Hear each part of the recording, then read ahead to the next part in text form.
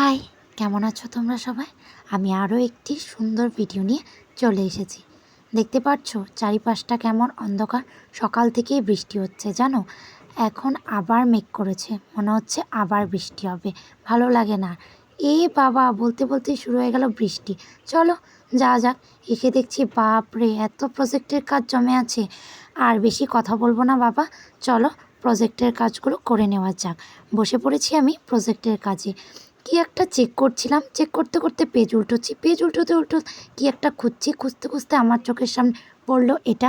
ভাবলাম আমি কেন একা দেখবো, তোমাদের সাথেও একটু শেয়ার করি। বলো তো কেমন হয়েছে? আমার তো ভীষণ ভালো লেগেছে।